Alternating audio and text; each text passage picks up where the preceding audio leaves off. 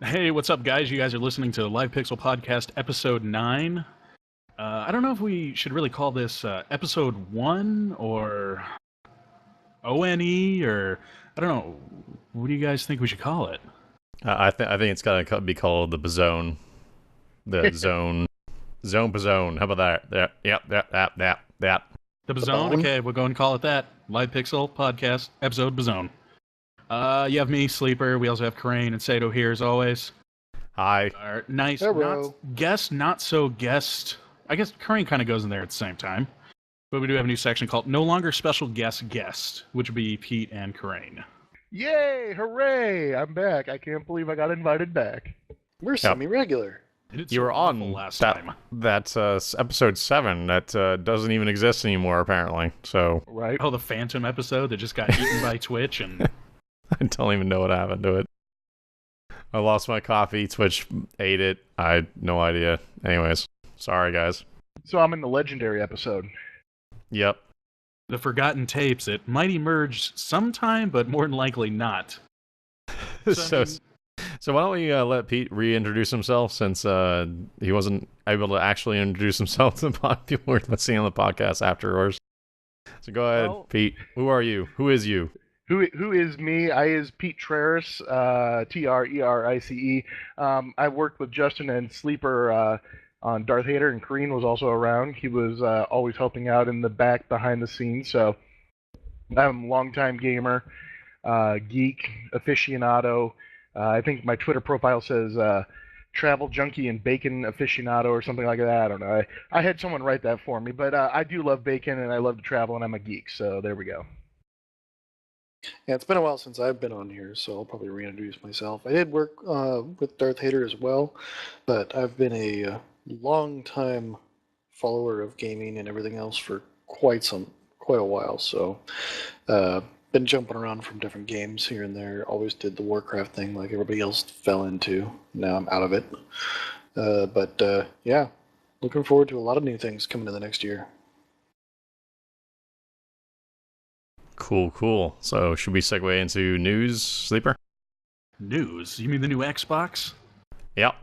The next box? Or are you waiting for me to segue into it, since something apparently I no was one actually really cares waiting for you about to it? segue into it. All right. I never have owned an Xbox before. Yeah, I'm the only one with me and Pete. No, I do Pete, too. Pete and I have yeah, okay. All right, 3 of us. Okay, that's good. So Xbox unveiled, or Microsoft unveiled, their new console called the Xbox One. Any thoughts about that name first off before we move on? Why would you ever think about naming your console with the first generation iteration in it? It's kind of weird. Like, they're trying to. I assume that they want to go, like, bring it back to the first end. But if it ever continues past like Xbox 1 to 2, that makes no sense. Obviously, they want it to be. They represent the one console experience, the one entertainment piece of device, and that's why they're calling it the Xbox One, which makes sense, but from a PR sense. But it doesn't make sense for, I think, the average consumer that's going to be confused calling it the Xbox One, and they're like, which Xbox One? I don't know which one. The same Wii U problem that they had before. I don't really get it, why they did that. They really should have just gone with the Infinity rumor. That would have been far more That was even interesting. dumber.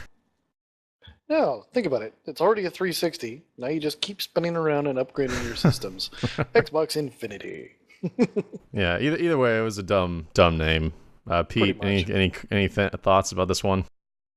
I mean, I get the whole unitary idea here that this is your true entertainment hub. It's got we'll get into the specifics, but with the HDMI pass through and integrating that with Kinect, trying it to be like Google TV and some of the other stuff as we get into it. But I get why they want this to be the one unitary device that everything in your digital multimedia life flows through. Horrible naming, but you know what? I get why the marketeers do it. So. Yeah, and on that note, TV, sports, TV, mocap dog, sports, TV.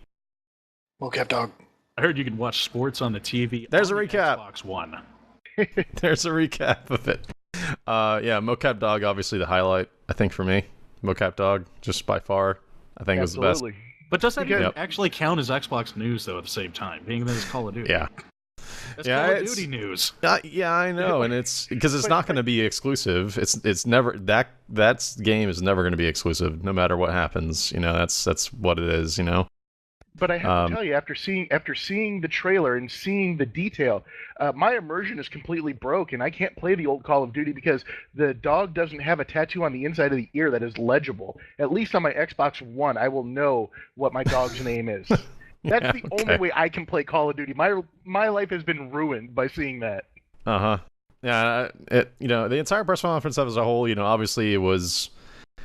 the entire press conference is unveiling is exactly what everybody hates about E3 press conferences, is that they hate this part. Pre-E3. It's the pre-E3 presser. It's the part that segment that originally used to be in the E3 press conferences that were awful.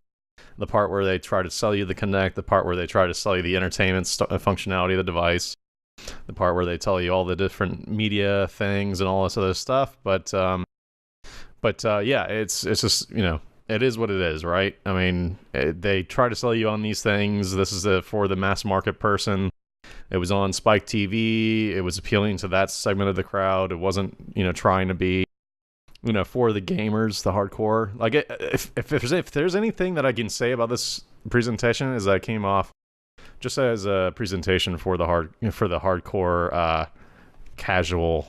If anything, I mean, there are a few games. Casual. There are a few games, mostly on the casual side. I mean, there are a few games, obviously, like the Madden franchises, which people get hardcore into for other reasons. That's a different side of this geeky hardcore gamer side that we don't see because we don't always live in that world. But if we flip it over and we think about our friends Colm and Michael Mann over at T4, you see how hardcore those guys are about that. They're way into it, So I mean, those geeks exist in this gaming universe. It's just it's not our world. I think it's. I didn't mean to jump in on that, Taylor, but I think what they try to do is they try to trot out their headlining partners to help sell the console, and that's what they did. Is they trotted out EA and they trotted out Call of Duty, and so they've kind of drawn a line in the sand and said, we're with Call of Duty. So it's interesting to see if Sony picks up with Battlefield, because we didn't see any Battlefield stuff.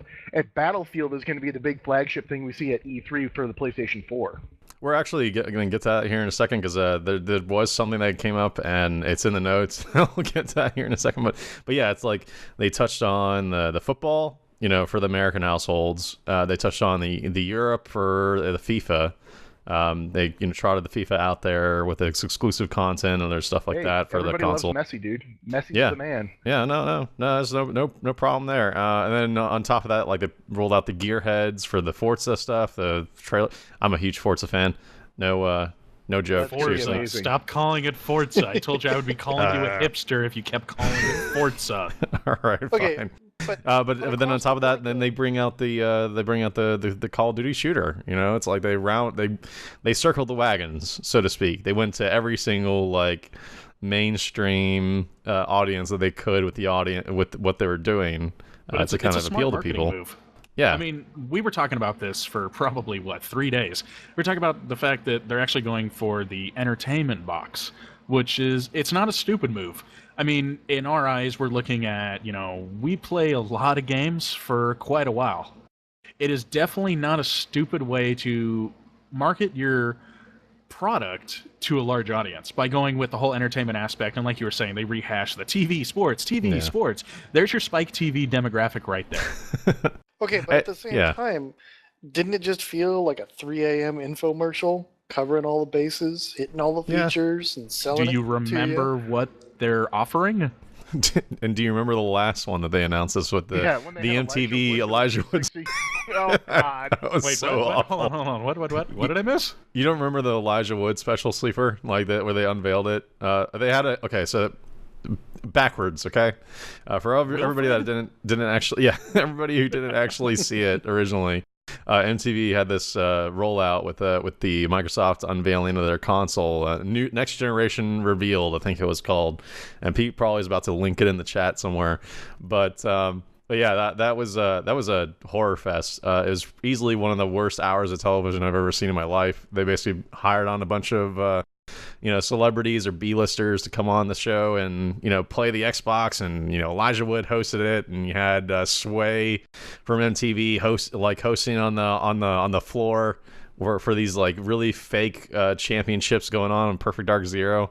It was the worst. It was the worst unveiling I've ever seen in my life. Like, so they had a low bar to pass, I think, for me in that regard.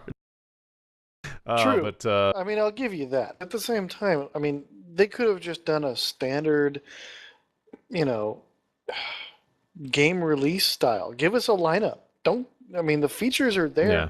Show us the features while it functions in the game. and That's all you're going to ever do, because we're going to be playing games on it.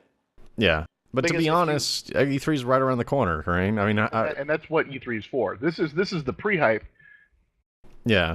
And what are you Yeah, gonna do? You're gonna blow away all your games and then just let like Sony like own E3 when all the immediate attention is on them? There's this. I think the biggest complaint that anybody can draw from this, and I think the thing that I think everybody can agree with, is that maybe they should have just held everything for the E3 press conference and just let it go there and run long and don't bother. Because this primer of information really was so bare and uninformative about how some of the features are really going to work. Yeah. So, Sleeper, you were gonna say something? Hold on. Twitch is dropping frames. Okay. But I think really the thing here is that this was a press the flesh, kind of like impress the general masses, because we're in that percentage that doesn't care about pre-render, doesn't care about executives coming out and trotting out, we've got Messi on the cover of FIFA, and we've got Barry Sanders on the cover of Madden this year, and it's got this technology and that. We don't care about that. We want to see actual stuff, and that's what E3 is for. This was for like mom and dad, grandma and grandpa to understand. Oh, there's a new Xbox coming out, and Junior's gonna ask for it for Christmas. you really think anybody's really looking at it that way, though? You know that 90% of the people actually looking at this press conference were either stockholders of other companies.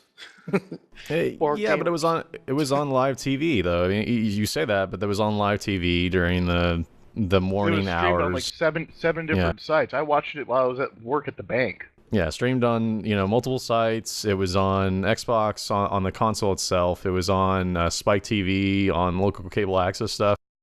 So it's definitely streamed. So it's on Xbox. It's on the internet. It's on TV. It's all over the place, and they're marketing to a broad audience. Yeah, that's probably one of the smartest things Microsoft could have done. Yeah, and I mean, like we've seen over the last, there was a Reddit post recently that they had a graph of how the consoles have sort of slowly dipped lower and lower in terms of total sales and the amount of consoles on the market because of the way that the competition is currently working out and the lack of interest, especially with the graphics end and the fact that it's not really making much of a difference anymore. Gaming, as far as the console market is concerned, has become a less driver over the last couple of generations. And if you're Microsoft and you're seeing this dip and this constant lowering of the totem pole for graphics as a benchmark for your devices, like you're putting out, it makes sense to want to put it in there as like a stealth, like Trojan horse, to kind of get people to buy it for the entertainment functionality, and then get them to buy some games along with it. It makes sense in that aspect. You're never going to go with the hardware aspect of it, though. I mean, so they have to market it out to a broader audience. Yeah. I think, honestly, they'll be marketing towards me, because at this point, I think all I use my PlayStation for is for exclusives for the PlayStation and just watching movies, Netflix. That's about it. I'm going to do everything else on my computer. I don't see a need to do it on the PlayStation. And, I mean, it's not like I'm afraid of wear and tear, being my Blu-ray drive actually took a dump the other day, and so I'm kind of screwed on that. But I mean, even then, I wasn't playing anything, so I don't even have to buy a new PlayStation because I just use it as just a media box. Yeah, like the feature is without the media on that end. So that seems that's all they're aiming to. Yeah, and that makes total sense. I mean, if you're talking about like the future of entertainment, it is no longer gaming as a specific device. And I think Microsoft is hedging their bets for the future and the long term, while Sony is obviously wanting to hedge their bets to the gamers and hoping that they'll be able to pull as many people as they possibly can on that end alone. But then we saw Sony stock jump, after the Xbox press conference, and that wasn't because of poor performance of the Xbox. It was because Sony's kind of thinking about, there's rumors going around that the fact that they're trying to possibly sell the Sony Entertainment division, which is the people responsible for PlayStation and the PlayStation brand. So they're in sort of turmoil. Sony doesn't really have the money to kind of spend, to kind of burn on a lot of debt. So if this doesn't work out for Sony, I mean, not only could the entire company be torched along with it, but you could see, PlayStation brand become something different alongside another company beyond just Sony owning it. So yeah, they're actually looking into doing offshooting for it, where pretty much I think that's where they're not completely. So I hope they both give good competition this round, because what could end up happening is, like, for the hardcore console player, the only option will be the Xbox, will be Microsoft's platform, and then there won't be any competition in the market because Nintendo just decides that they're not going to compete with anybody, and you can be left with one person. Nintendo's not going to compete. That's my opinion. Yeah. That's just not going to happen. They would need to release an entirely new box, even on top of the Wii U. So that's a real disappointing thing there, is that you could end up seeing that, Sony loses out this generation bad. If they do, I hope they don't, just because I like to see competition in the marketplace personally. But it's a prospect that would be pretty horrible to see if it comes about. Sure, I don't think anybody wants to see Sony exit the market. They've got way too much going on for them. I mean, they've done great things to push that the market, because as Sega left, Sony was on the uptick, coming in between the N64 and the GameCube, and they did great things, bringing into the market, adding that level of competition. Microsoft was on the tail end of that, just as the PlayStation was coming in, and they're doing wonderful things, and we're right that Nintendo knows that they can't compete. So what do? They focus on what they're good at. They focus on. They know that they're the 6 to 12 is their demographic, and then they sell a crap ton of handhelds. Nobody can touch Nintendo in the handhelds.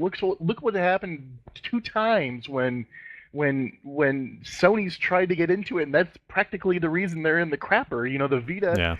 The Vita tanked again. The PSP did good, but the PSP didn't turn heads and change the world like the Game Boy did. Well, everyone has to realize that that's Nintendo's market. Nintendo's market is now the handheld. The Vita will never reach that. It will never be that good. Hey, and the 3DS is a damn good market right now too. They have some fantastic games on there. I swear to God, it's become Nintendo is sitting back laughing. Yeah, Nintendo is sitting back laughing at the console war. I mean, so am I, but that's only because I'm a PC guy. But Nintendo can just sit back and they're not going to be showing outstanding profits. I mean, recently they actually started losing profit, but I think they started gaining ground with 3DS and the new titles that are coming out. But at the same time, they're just sitting back, just going, you know what, we're going to market out a cheap product, and people are going to buy it, people are going to eat it up, people are going to know it's family-friendly, and they're going to buy it. They're not marketing a super entertainment box, which is Xbox's new approach, and then PS Series doing the hardcore gamer, here, come with us, guys. Yeah, and I think the point, I think the separation between the Sony platform and Xbox's and Microsoft's platform is that, at least in those 2 cases, Sony has. We love Sony. We love to see that PSN is doing well because of the fact of the way that they're approaching their design, giving away free games and doing all these promotions. Helping the indies out and all that stuff, and everything's fine and dandy. They seem to be more about the gamer, and that's good, and that's great. The problem is that they don't seem to be able to figure out how to make money, and while I do love the fact that they do it, I wonder how long they'll be able to do it for. At least Microsoft has been able to figure out how to make money off of the thing and be able to continue. I mean, we all hate fees, monthly fees for, online services that are normally free. But regardless of that, at least Microsoft has figured out a sustainable business model, and it doesn't seem like Sony is, at least as of this point, figured that out. Well, unfortunately, you get what you pay for when it comes to free everything. Xbox, you can, what do you pay, $50 a year plus or something? Yeah, 50. it's like 50. Yeah. I think they talked about raising prices recently, and maybe 60 now. I'm not sure. So they did, I mean, you it's look like at 60, but half the time you call up and you say you're going to cancel, and they give it to you for like $30. It's not. They really will. well, that's with try to everything. It's earn all your- customer retention. They want to Yeah. keep your business. That what are you gonna do? What are you gonna you're gonna not pay $50? You're gonna go buy a $250 PlayStation? Yeah, like I called Time exactly. Warner and complained, like I'm going to leave They you guys. know that they're gonna win. Yeah, it's like, Exactly. oh They hate yeah, churn. just $40 down. Okay, all right, cool. Yeah, so I mean- they hate churn. That's the bottom line. And once they have a customer, they'll do whatever they can. They'll beg, borrow, and steal to keep you because it's better to keep those numbers than lose a customer. Yeah, We'll always see that Xbox is going to maintain that higher community social side of games that they always have had with the But that achievement was by system design. and That was Yeah. by design originally, out from the get go. That was the whole point of the Xbox. Yeah. Is that was the reason why. That's why trophies took forever to even come to the PS3 because that wasn't even the focus at Sony over there forever. It was like, yeah, you can have friends, but what about trophies? And so, who cares? We're about putting out first-tier, top-quality games, AAA titles that you talk about and you brag to your friends about, and then they go buy a PlayStation so they can play Uncharted. yeah. Yeah. The separation is starting to get to the point where, at least on the software end of the console itself, it just seems like Microsoft is just they outpaced them in the beginning already. They were already hugely far, away from them, and they're slowly but surely just, just completely outpacing them again. I mean, it just seems like, especially with this like entertainment multitasking stuff, just like having multiple OSs and being able to run matchmaking in the background while you watch TV and do other things and watch they're movies. adding all these other aspects in it. That's actually they're going to put a lot of pressure on their back end. Yeah, like not things that I never even thought about. Like when you think about it, it's like, yeah, that should have been in the first place. That's what we're talking about multitasking as like a main feature and main thing. Yeah, but why would you need a multitask on your Xbox and your PlayStation? Well, it's your plate is really, really full if you need to multitask on your Xbox or your PlayStation. You do realize that you're using a controller. I don't need to alt-tab and listen to music while playing a game while doing this other shit. I know that, the computer can do that seamlessly, but... So when you're playing on your PC, don't you sit on voice chat? Don't you have two screens on your computer like everybody else? Yeah, I mean, so here's what you do. You're playing a game on the Xbox, a buddy pings you on Facebook, or a buddy pings you on Xbox chat, or something Skype. else that's outside, or Skype, yeah. No, it is Skype now. It's all back in. Yeah, it's all Skype. Yeah, sure. and you got like their video chat up in there, and you're playing along with them, and you got the video chat up in the right hand corner, and like you're playing along with them on a console, and that's not traditionally a console type of thing. Yeah, it's usually a PC thing. So now you can actually do that literally on the console. You can switch back and forth, be social, and still be gaming. And with the way they've set up the games, you can literally pause them at any point in the process and then pick it right back up and continue to play. So you're not losing anything in the gameplay. All you're gaining is a social aspect. Is that considered multitasking, or is that just considered alt-tabbing for the console? Well, it's technically alt-tabbing for the console, but yes, it's multitasking because because of the way that the consoles work. You have to design a little bit differently. You have to run multiple OSs and virtual systems. Well, it's what it's coming to. It's what this is the evolution, Sleeper. So, but I know. But do you want to pay for that? You're going to be paying that much more for the back end content. You're going to be paying that much more for Xbox Live. And I mean, I'm not saying that because you're playing with Xbox, I'm going to PlayStation. I mean, PlayStation should be charging for their shit as well. But I mean, do you actually need that? I can understand multitasking. I mean, I've got the notes up, I've got the stream up, I've got TeamSpeak up, and I've got my laptop in case something else goes down. That's multitasking. Do you actually need that kind of aspect for the console? Can you see them justifying a price tag of increasing the rates by, say, $10, like Justin was saying that may be what they're increasing it to? Oh yeah, I see it. That I know for a fact that I'm going to go out there and say that the new price point is going to be $69.99 for a title, and they're going to bump $10 to $15 for Xbox Live and PSN for the next gen consoles, because there's that much overhead that has to be added. I mean, we're talking about they'll probably build a data center each for each company just to support this, and we're talking like. So, I can jump in right there, and I'll say this quietly. I work in a data center for these backends, and it's happening, and it's not just one; it's like 12.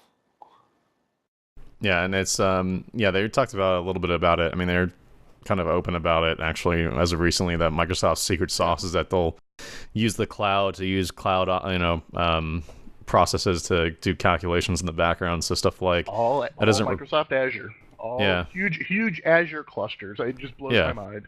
Yeah, so that you don't do like millisecond applications, so not like animations, but like stuff that doesn't really have to update very much. So like lighting, the stuff that's more intensive on that end, but that doesn't really change very often, is the kind of stuff that would be taken over by Microsoft. But that sounds like future science to me, and that just sounds like kind of PR BS to me. I don't even know how that's going to end up working or how well that it'll end up happening.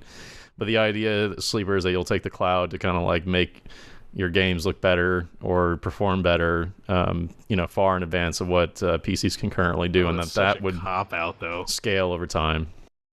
Make sure you're connected so you can download it and see those new textures on the darn fangled internet. Well, it makes sense. Like if you're talking about like always connected or connected once every 24 hours, you could definitely see the argument that with that and like voice and video calling and other stuff like that through their services, that you can make an argument to the average person, if you're talking about that stuff, that they would they would want to pay for that. You could make that argument. I could see the voice being handled by a separate server. Same thing with in-game, maybe all dedicated servers for every single game. But I mean, for enhanced textures and whatnot, do you really? And I just don't see that. Okay, so let me don't forget dedicated servers. If you want, I can explain how the Azure works, because we have different network stamps that are created for these, and for one of them, it's called compute, and that's all it is. It's 90 servers in a single rack with dual CPU, 8-core processors running Intel with 64 gigs of RAM. That's literally all they're doing, is running computations straight through. So that's one rack, and we're talking about data centers of them. Currently, Xbox Live runs about 15,000 servers. We're going to be looking at like 50,000 servers. They already said that they're looking at 300,000 plus currently that on their end. I mean, from like a global standpoint, I'm sure not US wide. One data center could handle that many though. If you have 90 in a rack, you do one floor of a data center with this. But what happens if your Xbox isn't connected to the internet? Well, it just has to connect, once every 24 hours. Yeah.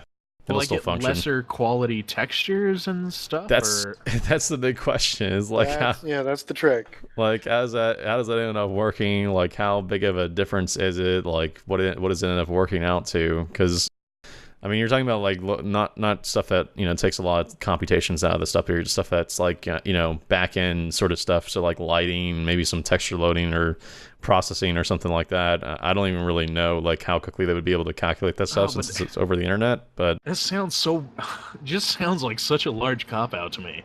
For HD textures, connect to the internet and see something that you should already be seeing, being that you paid $600 for a console.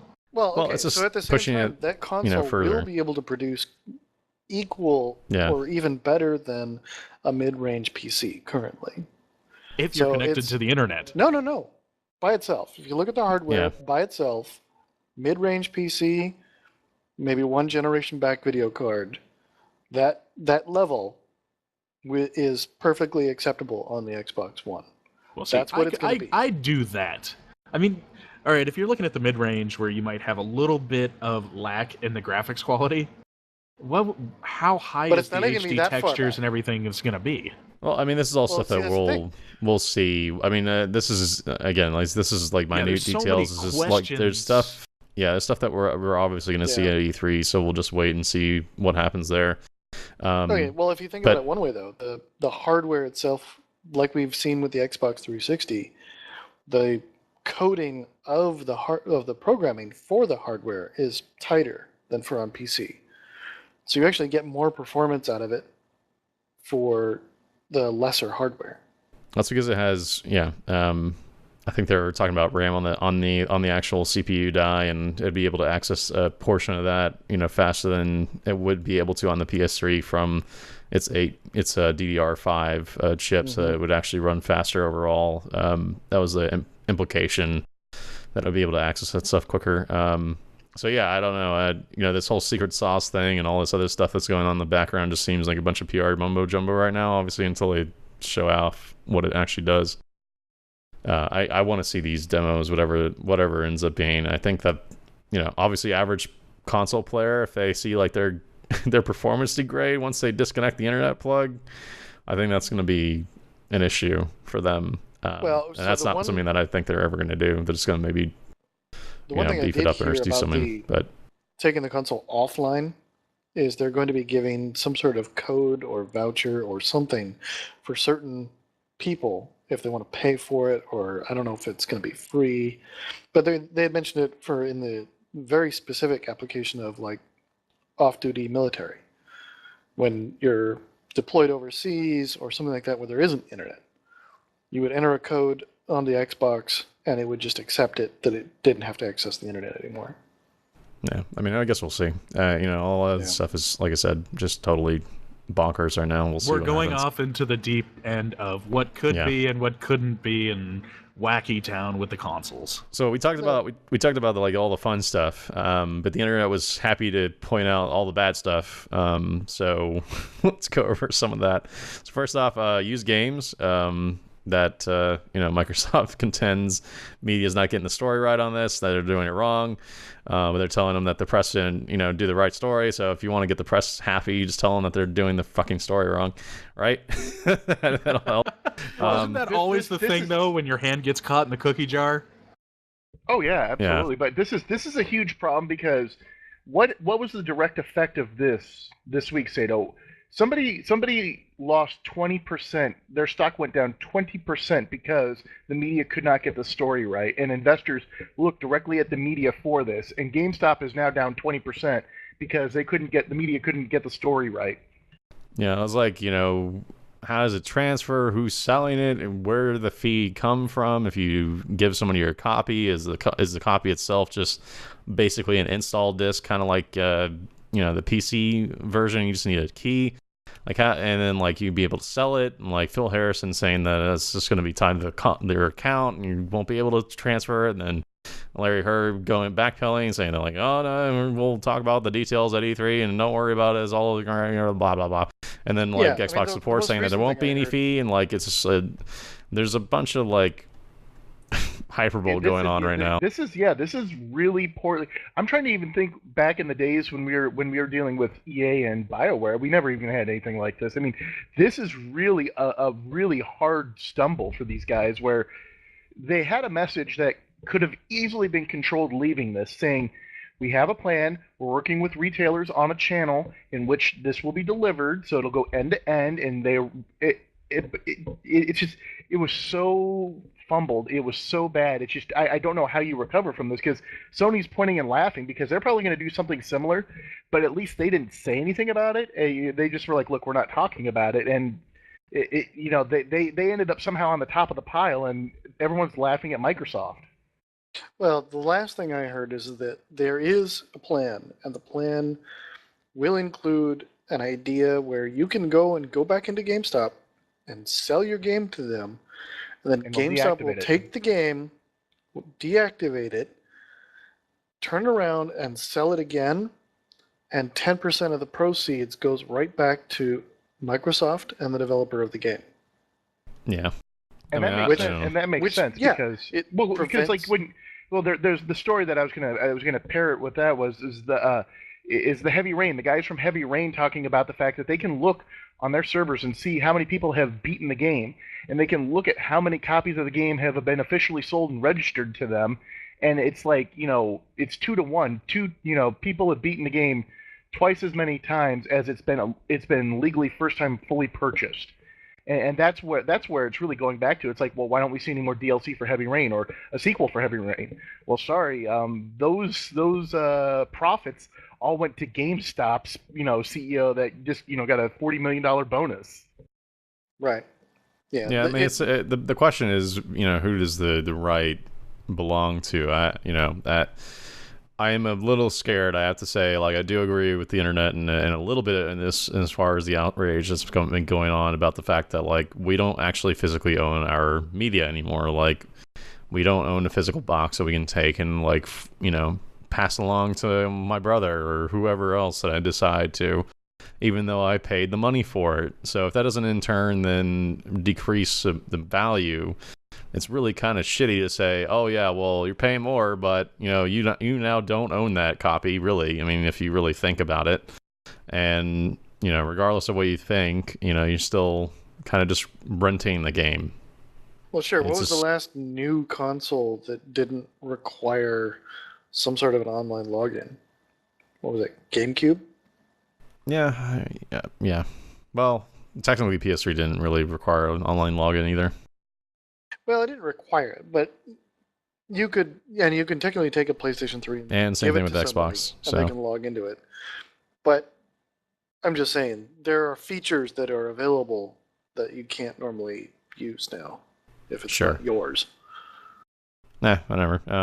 It's just, this entire thing is so fucked up, and I think if anything, it's proven to Microsoft that they need to get their messaging right immediately if they're gonna. This is marketing 101 failure, that there just wasn't a predefined message that everybody could 100% holistically subscribe to and hand out the right information. And that's what really killed the. That's the only downside, I think, to this press conference, was no one could spread the message correctly. Yeah. Sleeper, your thoughts on this? Do games matter at all to you as a PC player? The whole marketing thing, though. It's all about, if you can throw as many things out there that get publicity to start talking about it, or get the public to start talking about it, then you're ultimately a success. You succeeded. You got people talking about it. You got people interested in it. Yeah, in reality, I mean everybody's talking about it. Like, even more people are talking about it than the PS4. Yeah, I was going to say, when you look at it, are more people talking about the PS4 right now, or are they talking about the Xbox? They're more or less talking more about what the Xbox doesn't have than what the PlayStation 4 does have. Yeah, I don't know. And it's just so bad. I don't know. I guess we'll see what happens with it. Question I would ask is, anyone at this point feeling like they want to pick one up at launch? Yes. I will, for sure. Why do you have to use a Kinect? Why do you have to have a Kinect? It's part of the system. It's part of the system, yeah. It's going to be watching me. Yes, it's going to watch you masturbate. It's going to watch you masturbate and send up all these videos on the internet. Oh my god, did that just upload to Facebook? Exactly. Well, that's why you put a little piece of tape over the camera. Post.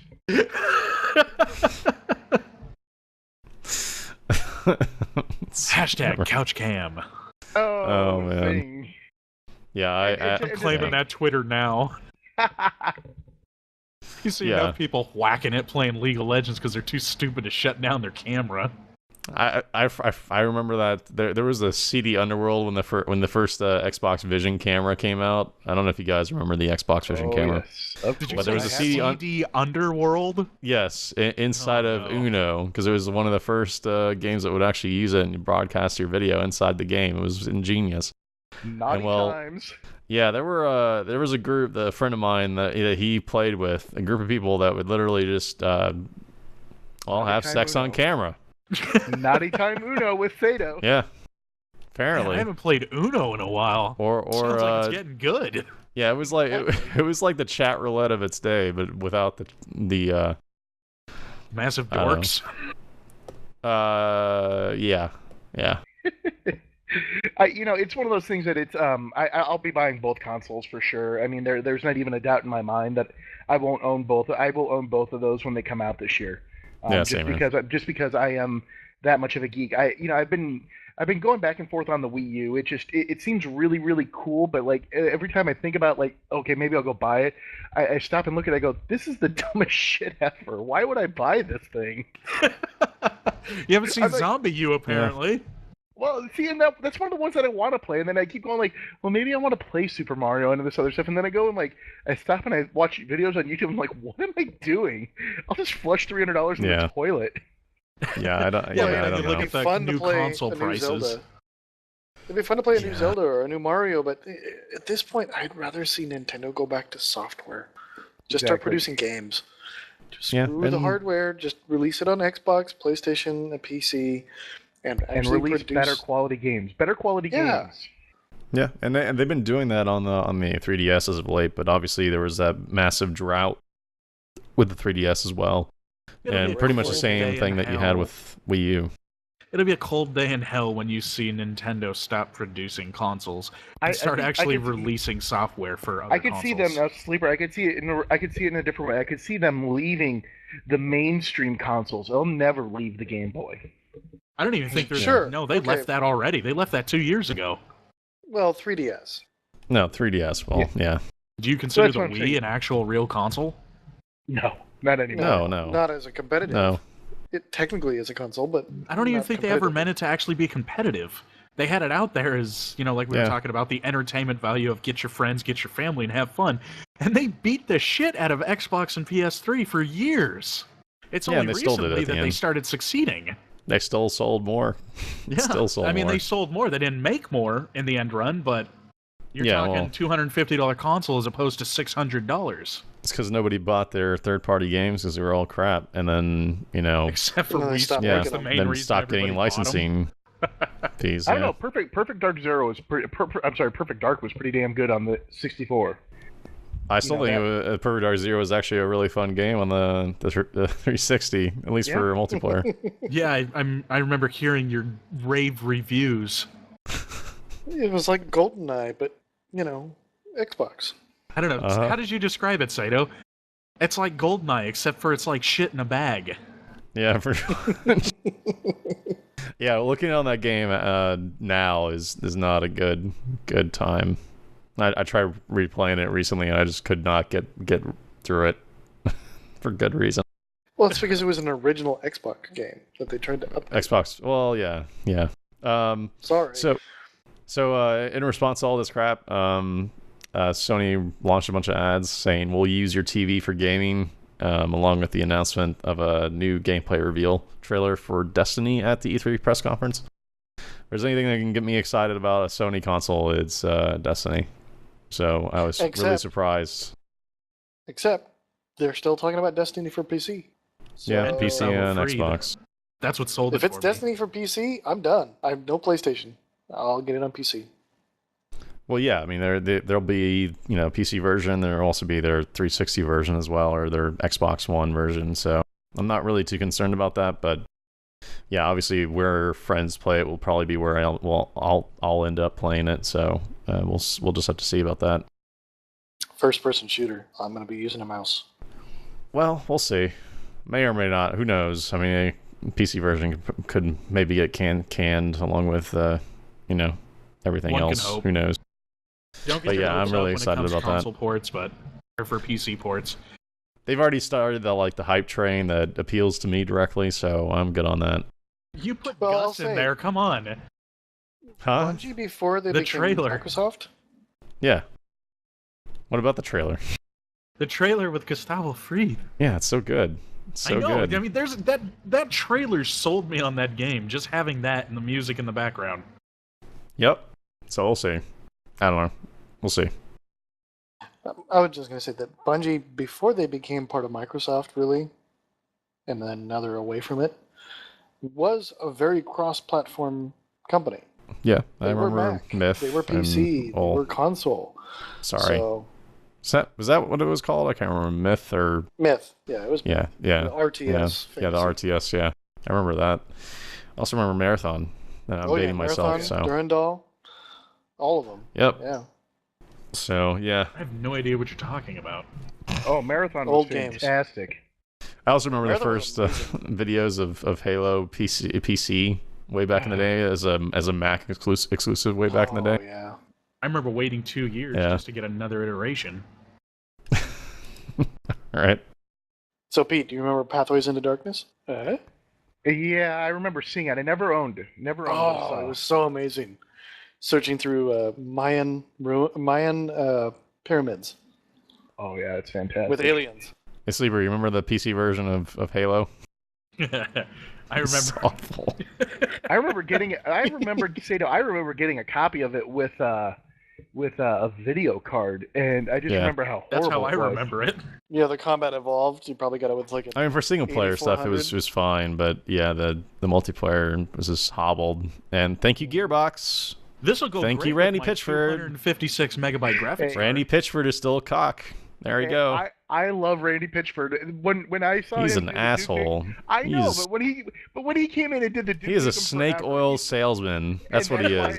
And that's why he is the greatest pitchman ever, is because he knows that he's a dirtbag, but I love it and I embrace it. I hate that guy, man. I, is the I, Duke for Nukem. one, am a Randy fan. I love Randy. After he said, like, oh yeah, we're gonna make this custom edition, and it's gonna like be updated constantly, and we're gonna appeal to the community, and then we're just gonna support this for the next year and a half, or if not longer, depending on how it goes. Yeah, And then they released it, and then they just let it go to death, like within a month. They just let it die. It's like, great. But I'm there's so sorry, many good- Randy Pitchford is just such an ass. But they brought us so many good things like Borderlands and Borderlands 2. I mean, come on. There's other things that have helped redeem Gearbox. You have to admit. No. Borderlands, I think they stumbled on that greatness. I think they stumbled on top of that, and they've been milking it ever since.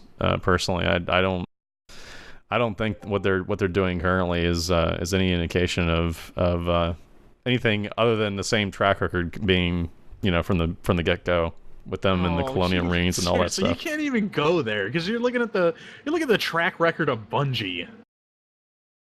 Bungie, AAA games every single time. Yeah, even AAA Oni was good. game. No, Oni was still good. The Halo. Oni's a series. great No, game. Yeah, Oni's a niche market. Oni's a good game. I'm just saying. Seriously, I owned it.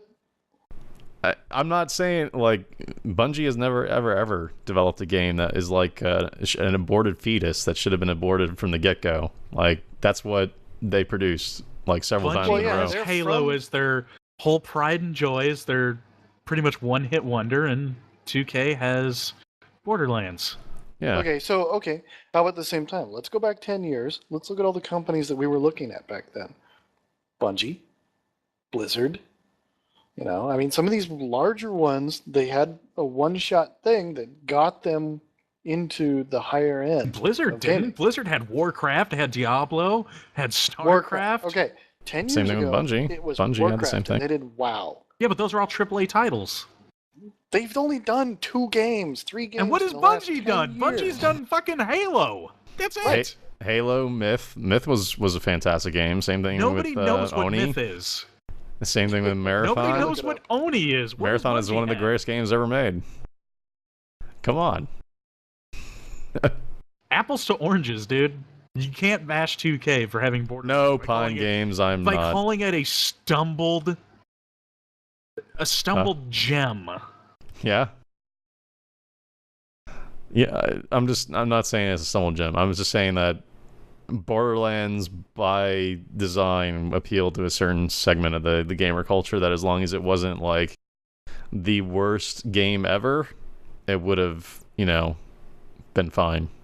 So, yeah. Anyways. So, I just think that they came I'm up with an seriously idea gonna that yell at you so much later. What? I can't. You're defending a one. Nothing. It's- Never mind. Bungie I'm is not over a one-note publisher. it. Yes, they are. Fucking 2K Okay, has more games. Okay, no, they're than not. Bungie does. No. Actually, it We're not might talking be about the 2K. same. We're talking about Gearbox But- here. We're not Or talking about Gearbox, 2K. not 2K. Sorry, Okay, 2K's here's the problem. Bioshock. Bungie was locked into a contract for a really long Oh, time. don't even make excuses for them. No, Crane. We're not talking about politics here, Sleeper, but isn't that funny? This is just as bad. Sorry. Let It was- me make it was an my- excuse for this company. Don't. It was my abortion talk, and I apologize for that. And I don't mean to get in politics here. So, there you go. Go. Politics of gaming companies. Yeah. Well, in a segue to that, we could talk about what happened at Tryon. There was kind of some of that happening. Oh, he's talking about the guy. Oh my god, I've segregated this. All right, stop. Sorry, go. So there were so unfortunately Tryon had some layoffs, gents.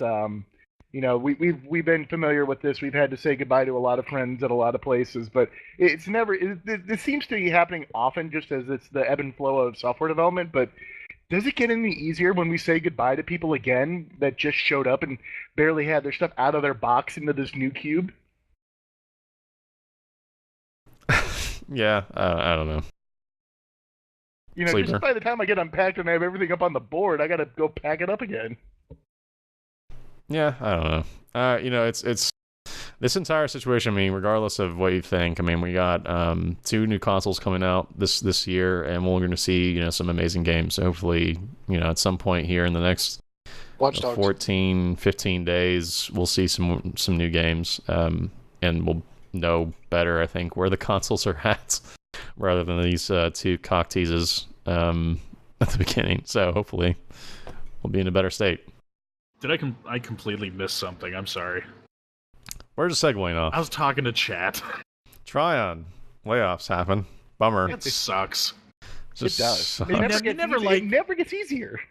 Yeah, but you never hear anything get easier from Tryon to begin with. You had Rift, they've come which up with a new was game. a blast. I think I've bought every Tryon game that's came out. I mean, how old is Tryon as a company? 10 years Oh old? jeez. I couldn't even say. I'm I don't checking even the know. Wikipedia right now. I was already on my way. They've only been around. They've been Hold around. on, Since I'm getting annoyed by 2006. chat now. Hold on. Sorry, interrupting this. Playing games. Are you talking about me? Do I sound like Lefty? I have no idea who that even is, but I can't Anyways. stop reading chat. Anyways, so yeah, That's no, me, that's Sleeper. yeah, so I'm having a conversation over here. Anyways, layoffs. Stop interrupting me. The unfortunate thing about these layoffs, though, is that it affected the Defiance team, which both myself and Sleeper kind of loved. Thoroughly enjoyed it. It was good. I mean, I was in there playing with you guys for a while, and it was great. The only reason I didn't keep playing with you guys is because I had work. Yeah, same here. It's a problem. Yeah, Work. I had work and I beat it. I thought it was awesome. I had a blast playing Defiance. I I mean, tried I watching actually, the TV show. Yeah. I still I watch tried- the TV show. The TV show is fantastic. It's just slow. I got to the point, Sleeper. I watched the pilot, and then they rescued the guy, and they're walking him back to wherever the Defiance is, or whatever at the St. Louis Arch, and that's You when I watched turned the it off. and I first said, 30 minutes. You damn right! I turned it off. I said, It's a 2-hour pilot. I You know, only but it watched the sucked. first. You can't. What Hey, if, dude, Pete? Come on. I tried. What I if tried. Breaking Bad had you could only watch the first half hour, and it you would was be just hooked on his Breaking first Bad. story? No, would you be had hooked to on give Breaking Bad. a little bit of time. You had to watch probably the No. first 4 episodes. I You did. have to admit, Breaking Bad first season was not the greatest. Like, It got especially good, but it did not start very well. You had a first couple episodes of him, like, being this old grandpa man teaching classes and getting like talked to badly by the car wash man, and you're just like, this is kind of boring. And then he starts cooking meth, and then everyone's like, "This is the greatest thing ever." And everyone's like, science, bitch. And yeah, then you're 4 seasons later, and they only do 5 seasons. And then everybody hates the fact that Breaking Bad's going to be over, and you have to go back to mediocre TV. Yep. No, you don't. Then you just rewatch The Wire. No, you just rewatch Mad Men. Actually, you go to just over and something over and better over than again. Breaking Bad. You go to Defiance. Game of Thrones. Mad Men. Yeah, I hear you. No, Defiance is if you play Defiance the game and you watch Defiance the TV show, it ties in pretty well, and you'll Right. actually get an appreciation for Yeah. Defiance. Because they the actually show. explain what the people are. Yes, they actually explain it. Yeah, a we little were bit. talking about this, like those blue dudes that you fight like 5 billion times in Defiance are actually given a name. They're called biodroids or biomans. Oh Or, man. I don't know what they're freaking called. No, They're all stuck Defiance has already been renewed for another season as well, which I can say Well, that they that's, have to. that's a good idea. I mean, Defiance, And their off switch is in their nutsack. That's awesome. no, it's in his ass. He punched him in the groin and it didn't do anything. So Oh, it slid yeah, that's underneath right. him and punched Yeah. him in the ass and deactivate him. And then what's his face had to get a refund, and yeah, I've seen that a couple times. Yep. so No, but, so key in Defiance, shoot him in it's his bad. ass, and then he'll turn off.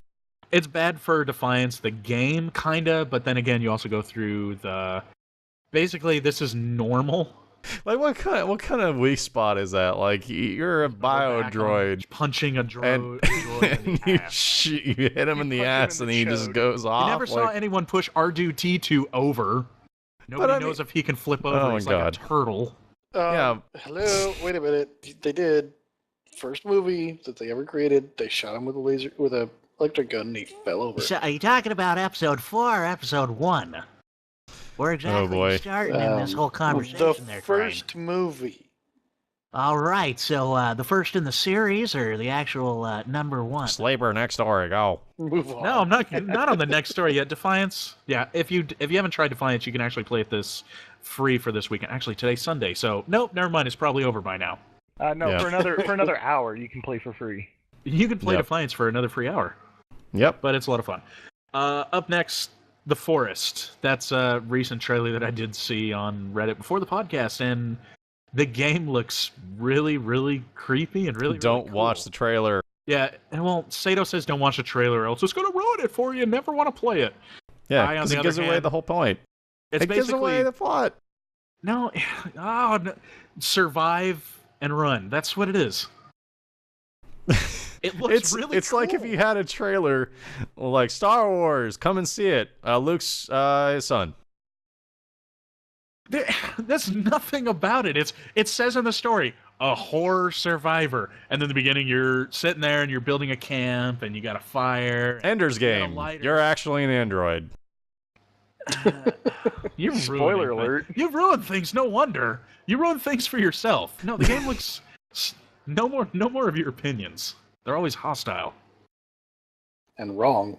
Look up The Forest Horror, or if you're Yeah, in the I know. notes, there is a source to it. People know what I'm It talking about. has No, the I link to was it. evading.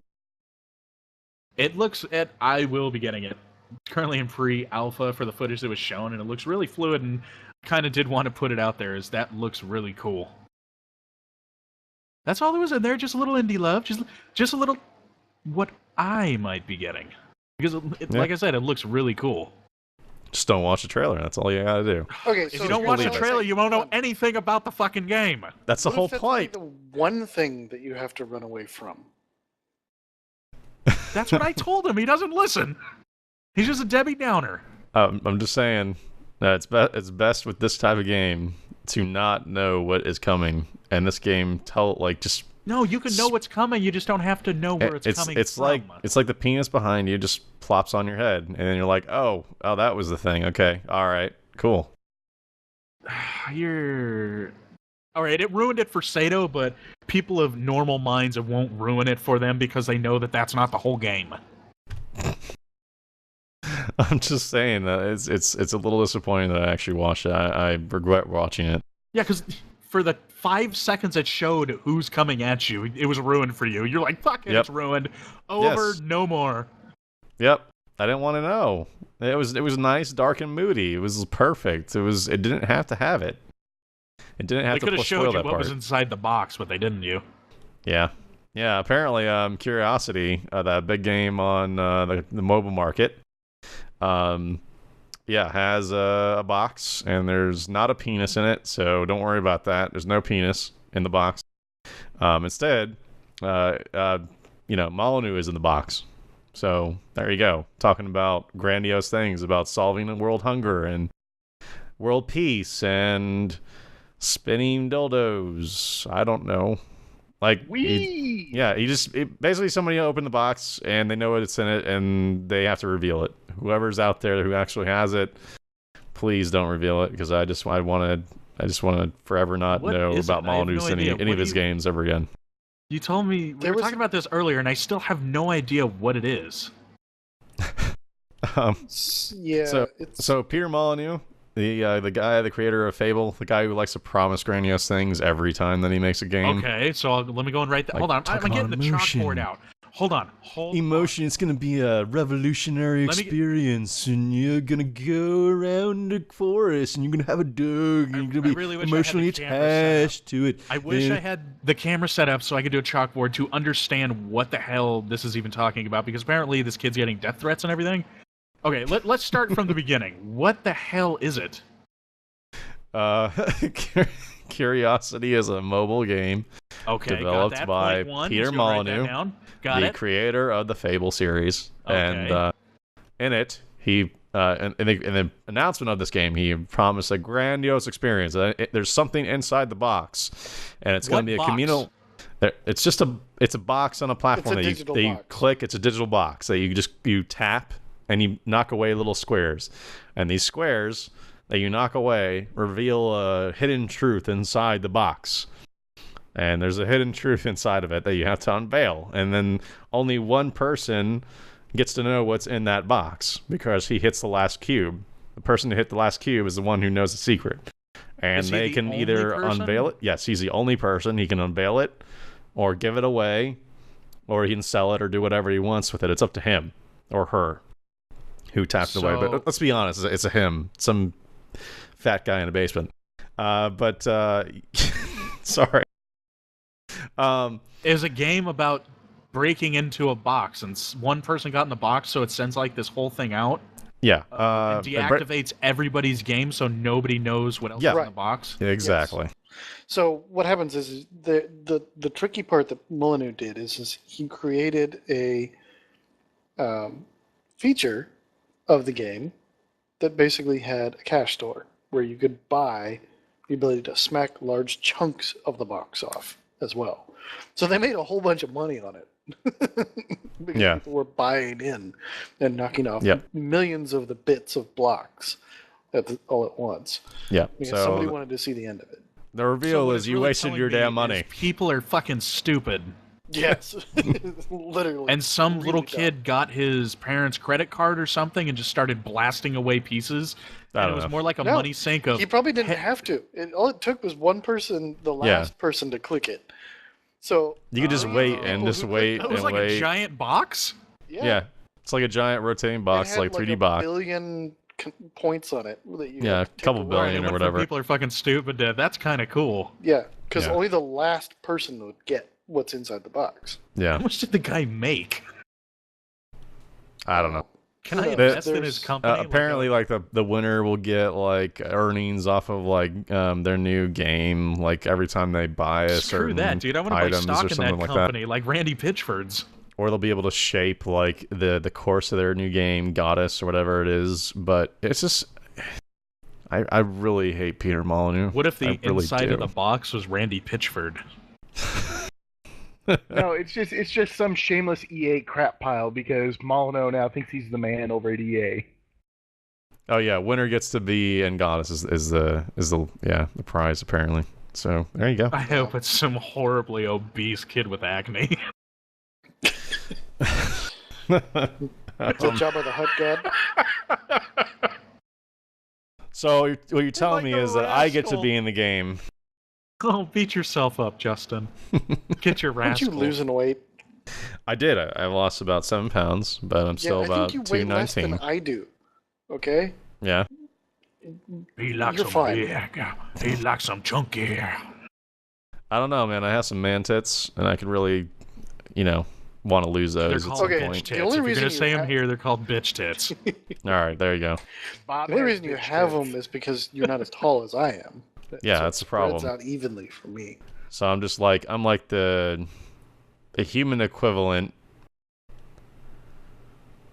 to a pear. It's basically what I'm saying. What? You got a Yeah. big ass? Yeah, pretty much. Oh, so Grimace. Are you trying to say Grimace? Grimace. Yeah. Yeah. So we got him completely off topic.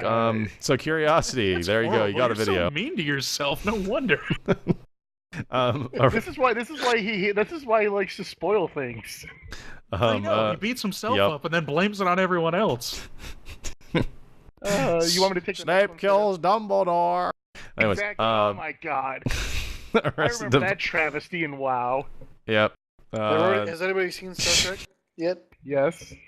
No, don't. I No. took- By the way, we're wrapping Don't. up the we're wrapping up the end of the podcast right now. It's kind of off the chain area, so we're going to be talking about Yep.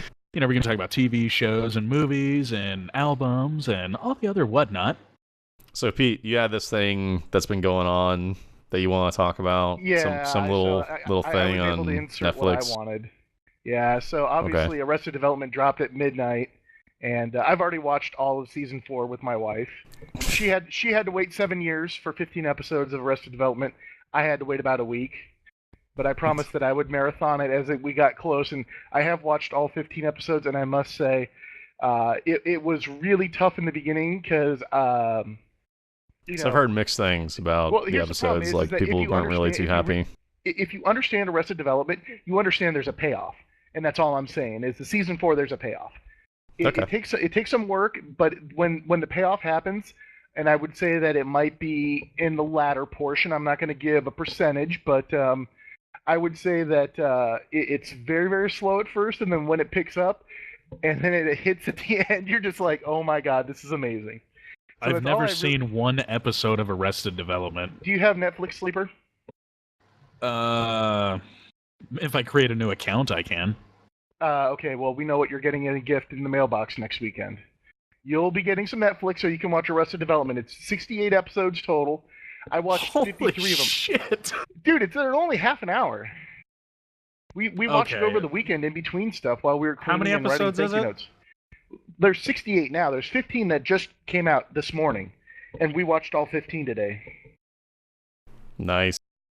So we're going to talk 68 times 22 average runtime, taking out the commercials, would equate to, divided by 60, you get 24 hours. Well, that's not too bad, Yes. I guess. Yeah, give Arrested Development a day of your life, and you'll laugh. And actually, the last 15 are anywhere from 27 to 35 minutes. Some of them are even 37 minutes, and they're just so good. I realize how nerdy that sound, by the way. I did have my calculator out on my phone. But yes, I would highly recommend, if you do not have Netflix, get a free trial. Live Pixel should probably have something to link to that, but it's fantastic. I have been meaning to catch up on that show. I have heard really, really good things. It's well worth it. It is a fantastically well-written show, and it's perfect. There's very little TV that's like that anymore that I can point to. I mean, when I go over to my Plex and I look at what I have in my TV that I love, like our friend Jeff, it's very rare. I mean, there's Aqua Teen, Breaking Bad, Super Jail, The Wire. I mean, my TV list of stuff that I always want to watch is very small because there's really not all that great TV that's out there. I mean, and then I have a bunch of HBO stuff because, I mean, HBO just has great TV, but there's little other than HBO that we watch, and it's just because most of it's not thought-provoking, and it's not really, it's not all that well written. It's just kind of written for the masses, and if it's funny, great. It's mostly about getting, joke of the weekend. What? You saying Castle's not cool? Oh, Nathan! I love Nathan Fillion, but I mean, he's my Captain Mal. I don't see him. You're kidding me? That's not what I watch. Actually, all right. So basically, what we want you to do is get Netflix and watch Arrested Development, which I definitely have to do because I've heard so many good things about Arrested Development, and also if you haven't been caught up on Breaking Bad, I don't know what the hell you're doing. So make sure you watch that. Season 5's coming up. What? June, July? July or August. Oh god, we're gonna go through like a season or 2 seasons of The Walking Dead between Breaking Bad season 4 ending and Breaking Bad season 5 starting. Right, but it's so good though. I know it's good. I mean, crack. Yeah. It is. It's horrible. I mean, I need to pick up the last season of Justified too. That was the other TV show that I love. That's like Breaking Bad. Oh yeah, Justified. Breaking Bad is crack to me like Daft Punk is to Sato. Yeah, and speaking of which, yeah, that's an awesome segue. So that's what we call a segue. Daft Punk album, Random Access Memory, dropped this last week, and since then I have listened to the album probably about 35 times, about like all the way through, every single song, all the way through. That's way too damn much. If I look through, I think I played maybe 3 times the whole thing. I did listen to Touch again, and I can see why you like Touch the most. Yeah. Kiss, suddenly alive, happiness arrive. Hunger like a storm. How do I begin? All right. A room within a room. Stop a door it. behind a door. Touch, where do you lead? I need something more. What is the song where it sounds like they left the dude's microphone on? What?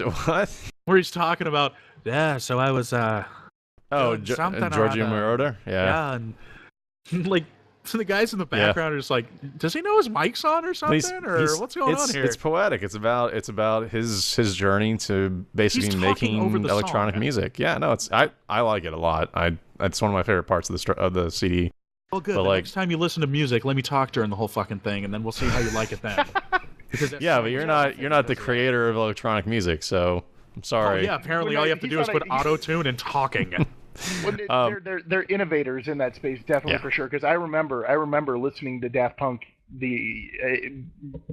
15, 18 years ago. So 20 years. 20 years, 96. So that'll be Yep. 96 was their first album. But they're definitely innovators. They're leaders in that space. I still listen to, like, it's crazy. I haven't listened to the album yet, but I still listen to the Tron soundtrack because that is absolutely amazing, and the remix album. And Yeah, the reconfigured. Daft Punk is fantastic. I've not had a chance to listen to this one though. This is on my list this next week. I have. Like, It's different. It's different. It's it is really not different. Daft Punk. Like it is. That's the thing about it. That's the one thing. That's the one word of warning that I have to give is I that know Daft that. Punk tries different things every single time, and they don't do the same thing twice Sure, in they a almost row. went So back don't to, expect push it. the envelope. Always have. They Well, no, always it's not will. even pushing the envelope. I think they went back.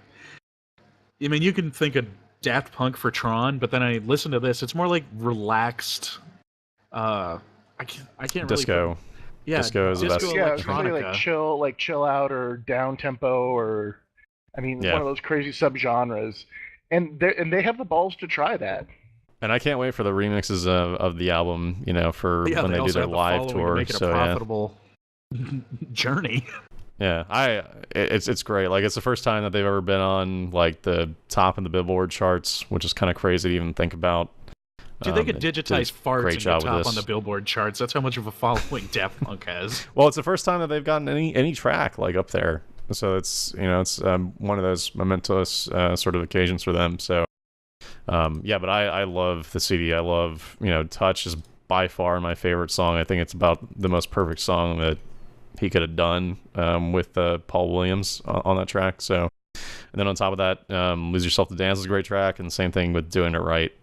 Those are my three favorites out of the bunch. So I would wholeheartedly suggest that anybody who likes music, check it out. So it's not like what you normally hear either. And also Get Lucky, it ended up being like right above was it Fragments of Time as my least favorite song. So if you have to like gauge it, like Get Lucky's not the song that I would recommend to listen to, but the album version is actually better than the radio edit that they put together. They butchered that song in the radio edit version. I really did. But it's not my favorite song either way. So who in the show notes talk about wanting to get a turntable? Who doesn't own a turntable? So yeah, yes, Sleeper added that. I'm in the process of trying to find a cheap turntable. I will link anywhere. you something. You spend $200 on eBay and get a direct drive Technique turntable. Yeah. And then it's game over. And the best part is that the turntable you'll buy is going to be from the 1970s, and it'll play as good as I mean, a direct drive quartz turntable. Do not get a belt driven turntable; those are garbage. Yeah. No, I've already gone through the whole rabbit hole, and Sleeper's laughing. I've gone through the whole rabbit hole of direct drive and Sleeper. Now, belt driven. I'll tell you this: I used to own two turntables and a microphone, but it's not where it's at. I actually had. I had 1200. So lame. Nerd. Nerd. Shaking my head right now. I had Technique 1200s, Mark IIs, and those like brand new are like $1,000 a piece for a turntable. Sleeper. That was before the CDJ 1000s came out. I'm not from talking Pioneer. about turntables. I'm talking about laughing at Justin because he's a hipster. I'm not a hipster. He is living in I Austin, so realize. Okay, no. I'm Oh, sorry. my You're not a God. hipster because you're almost going to buy one brand new. If you're a hipster, you'd have to go to the thrift store and get one. Well, I actually am gonna buy one. Yes, used. you're a hipster. I'm You're not a doing hipster. it. Sorry. He is No. living in Austin. I want to for hear. too I want to hear long. the old. Seriously, whenever you're going to be on No, I'm gonna TeamSpeak or on a podcast, you need to have in the background. I want to be able to No. hear the The- record going around with it. Pete understands what I'm talking about. The turntables. I mean, there's something to be also said own about 1,000 them. Records. Like, There's a difference. I own Yeah. a huge collection of records. I understand that, but I've always wanted to get into it. You don't and have to explain to me the difference between the audio quality is better. I'm sorry. I It know just it is. You don't have to explain it to me. I'm just calling you a hipster. That's all. Because And it also makes it an experience. It's something fun to kind of do So on that being level. a hipster So is not a bad thing. it's not a So hipster what? thing. You can get the USB ones. Yeah, you can get the USB ones, the direct belt, the belt-driven stuff, and that stuff is awful, from what I heard. Because you can't adjust the thing is that you can't adjust the drive and the kind of pressure that it puts on the plate, so you end up like having your records being like burnt to shit, essentially, because it puts too much pressure, puts too little pressure on it. It's the weakest. It's the component that drives everything. It's so the belt is used to drive from the motor. The belt drives the actual turntable, and there's just a lot of problems with it. Versus using when they say direct drive, it's just the motor is on the plate, and they use a quartz engine that just like in an old-fashioned watch, and that was the whole hotness, was that you didn't have to worry about a belt and all that crap. Yep. That is like the ultimate TLDR, like the ultimate uber short TLDR for direct drive, and someone will crucify me for that, but Yep. Even chat's wondering what. So when you're looking to get a record player, make sure you pick up a belt-driven one from either the thrift store, or make sure you buy an actual good copy. No, direct drive, no, not belt-driven, direct drive. Too late. They already wrote it down, and they're already leaving for the stores. Yay! Anyways, I've actually been looking at used ones because it seems like that's the cheapest way to actually get a good one. You see like all those ones that are like USB belt-driven ones that are just awful for your records if you decide to get some. And there's also, like I said, experience is kind of the whole deal, along with the audio quality for me. So I've been thinking about picking one up for a while and just getting one. So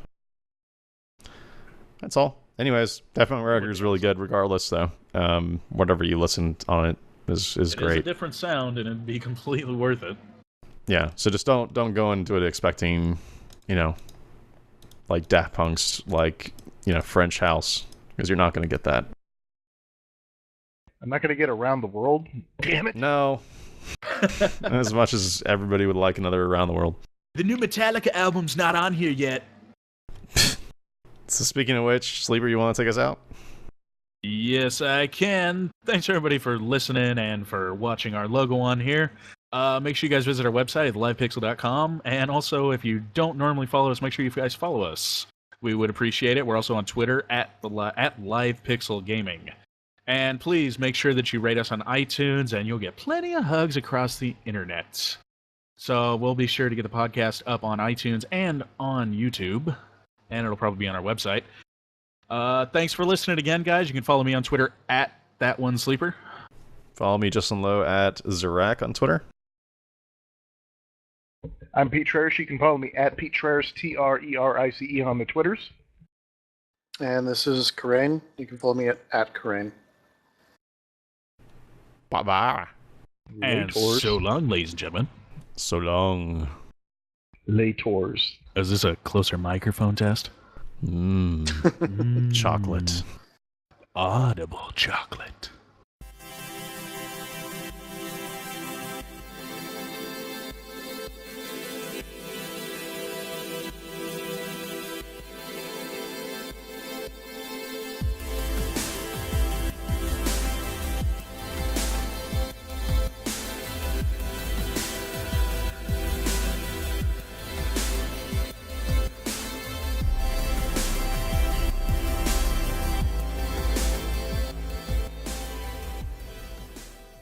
Though, it's funny. I don't really use my consoles anymore to stream anything. That's what the Roku's become. After I dropped Plex on my NAS, everything lives on the NAS, and I stream everything off of that to some kind of device. I don't even bother to use the PS3 or the Xbox anymore.